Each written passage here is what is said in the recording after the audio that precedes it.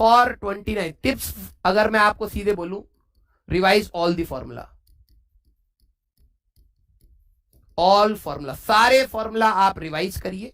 और उनके जो भी पैरामीटर्स हैं, अब आपने B equal to mu naught N I रट लिया, एन क्या था, नंबर ऑफ टर्न्स है, number of turns per unit length है, आपको यही नहीं पता है, कोई फायदा नहीं उस फॉर्मूले का, बल्कि नेगेटिव और खाओगे। पैरामीटर्स को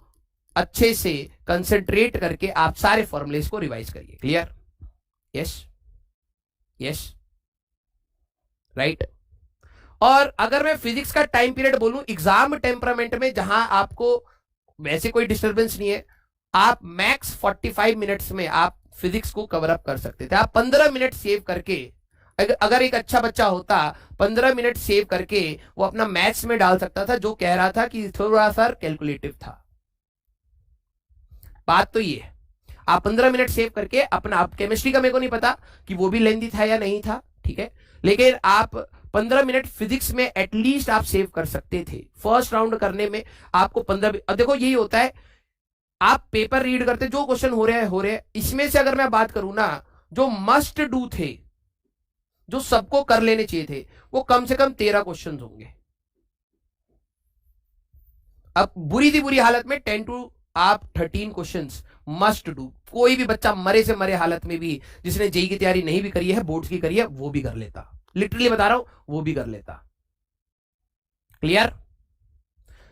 फिजिक्स के अगर आपके मार्क्स, मैं लिटरली बता रहा हूं, फिजिक्स के अगर आपके मार्क्स अगर बिलो 40 आ रहे हैं, ठीक है, बिलो 40, तो मैं बोलना नहीं चाहूंगा, जिनका हो गया है प्लीज आप सीरियसली थोड़ा सा ध्यान से करिए, फालतू की चीजें छोड़ दीजिए। आपने अपनी लाइफ का एक बहुत बड़ा मौका गवा दिया है, ठीक है, बस मैं इतना ही बोलूंगा। आपने अपनी लाइफ का, भगवान ने आपको बहुत बड़ा मौका दिया था, ठीक है, आपने शायद वो गवा दिया है। और जो बच्चे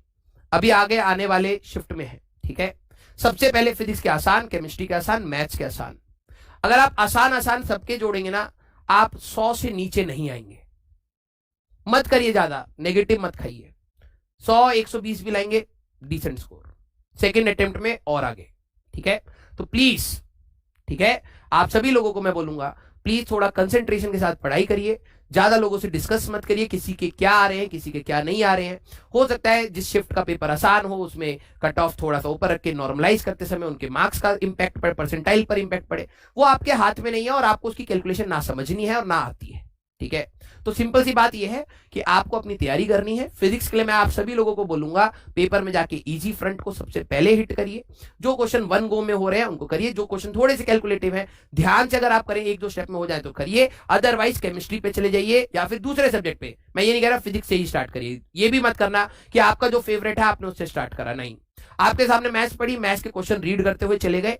एक आध क्वेश्चन जो हुए उनको आपने मार्क करा, अगला आपका केमिस्ट्री पढ़ा, केमिस्ट्री को रीड करते हुए चले गए, जो जो क्वेश्चन साथ साथ होते जा रहे हैं उनको मार्क करा, फिजिक्स में जो जो होते जा रहे हैं उनको मार्क करा, क्योंकि अब आप एक बार पेपर को पूरा पढ़ चुके हैं, आपको एटलीस्ट माइंडसेट से ये पता है कि कौन सा क्वेश्चन में क्या पूछा जा रहा था। जो इनिशियल आपका डर होता है कि मेरे से क्वेश्चन होंगे या नहीं होंगे, क्या मैं रिकॉल कर पाऊंगा या नहीं कर पाऊंगा, जब आप फिजिक्स केमिस्ट्री मैथ्स में कुल मिलाकर 10 क्वेश्चन भी अगर आप रिकॉल कर पाए, आप नॉर्मल जोन में आ जाते हैं, आपको लगता है यस चलो 10 क्वेश्चन तो मैंने कर लिए हैं, 40 मार्क्स तो मेरे बन गए हैं। अब कुछ क्वेश्चन यस ऐसे थे जहां पर मेरे को थोड़ा सा इनपुट चाहिए था, आप 10 क्वेश्चन फिर से खींच ले जाओगे, सेकेंड राउंड में आते ही आपके 80 मार्क्स आ जाएंगे। फिर अब उसके बाद आपको अटेंटिव हो जाना है, क्योंकि अब आप नॉर्मल मोड में आ चुके हैं और आपको नेगेटिव मार्किंग नहीं खानी है, क्योंकि अब आप जा रहे होंगे मीडियम या टफ फेज के क्वेश्चंस में, तो वहां पे आपको कैलकुलेशन एरर नहीं करनी है। सबसे ज्यादा गलतियां होंगी मीडियम में, टफ हो सकता है आप क्वेश्चन छोड़ दें, लेकिन मीडियम को आपको ध्यान से करना है, ठीक है। Yes, yes, okay, clear.